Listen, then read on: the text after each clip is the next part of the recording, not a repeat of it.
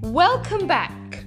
I'm Gila Ross, host of the Power Up podcast, where we share timeless, inspirational Torah ideas that can really upgrade our everyday lives.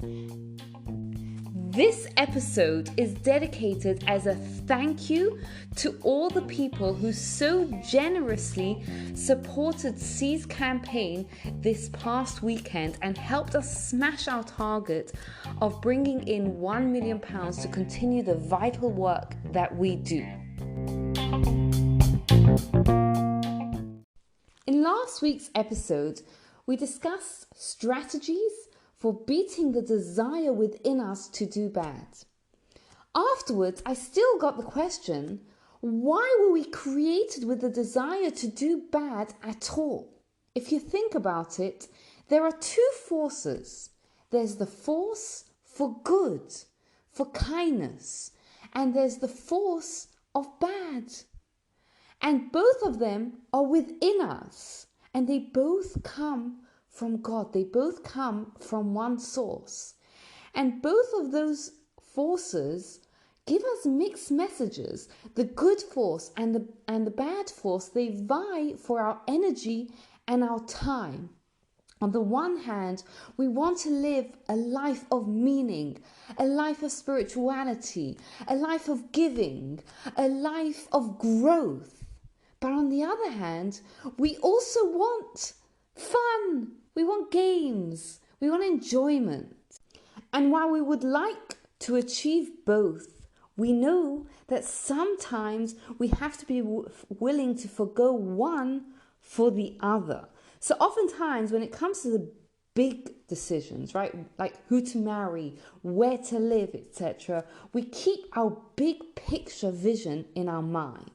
But when it comes to the day-to-day decisions, the small decisions, like what type of entertainment to watch or what to do with our free time, we are overwhelmed and we choose the fun, the easy. And we think to ourselves, we rationalize to ourselves that we're not fulfilling our long-term goals. It's just temporary.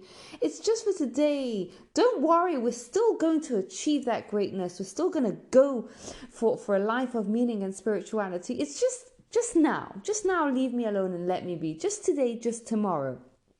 And what happens is before long, we realize that this force that we call the Yetzer Hara, the desire to do bad, has caused us to regret all the time that we wasted. Which brings us to the question of who is responsible for the Yetzer Hara and why? So the answer is that it's from God. But why?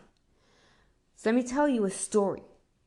The purpose of creation is for us to earn our eternal pleasure with God. So let me tell you a story. Once Sukkot was coming, and it was in a small village. It was in the village of Berditchev, and the people didn't realize that they didn't have a single etrog in the whole village for the festival. And one day a visitor comes to town and he has that etrog. And they ask him, will you sell it to us? He says, no. Will you at least spend time for the Chag here so that we can use it? So he says, on one condition. Your rabbi is very holy, the Rebbe Levi Yitzchak of Berditchev. If he tells me that I will sit next to him in the world to come and enjoy his rewards in the world to come, then I will share my etrog with you. So they say, okay.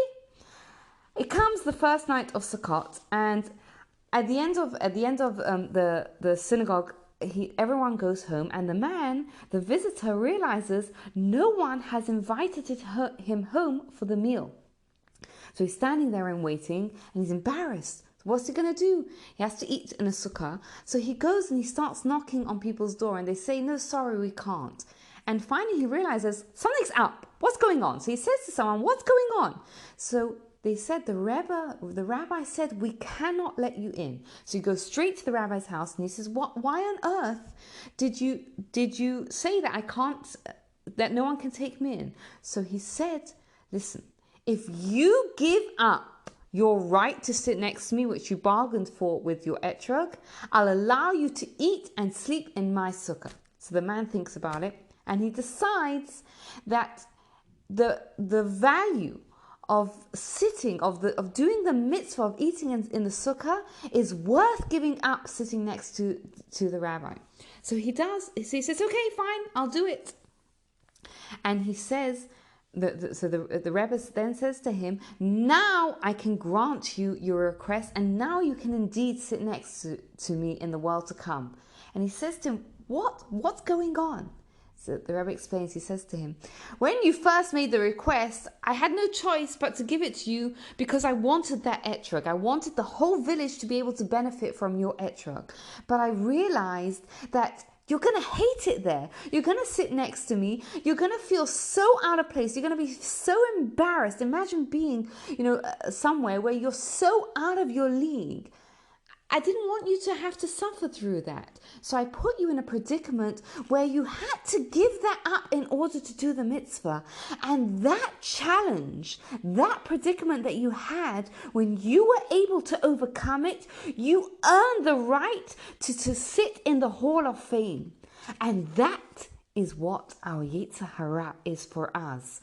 We're put in this world to overcome our challenge, to become great. And the only way we can become great is because we have that Yetzer Hara. We think the Yetzer Hara is coming and telling us, don't bother doing that.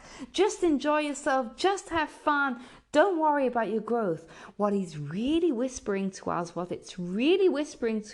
is, let me see you withstand my challenge and let me see you become great.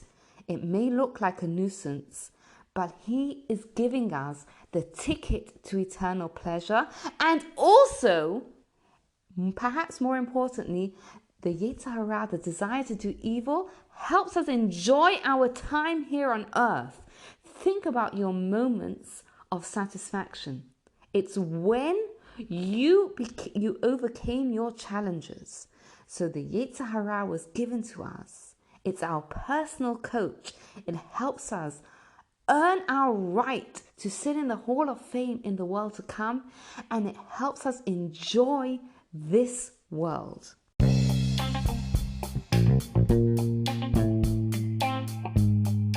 Thank you for taking the time to listen. I'd love to hear your thoughts. And if it resonated with you, you can pay it forward in two ways. Think about someone else who would benefit from it and pass it on to them. And to get in touch to find out about sponsoring a future episode. Thank you and have a great day.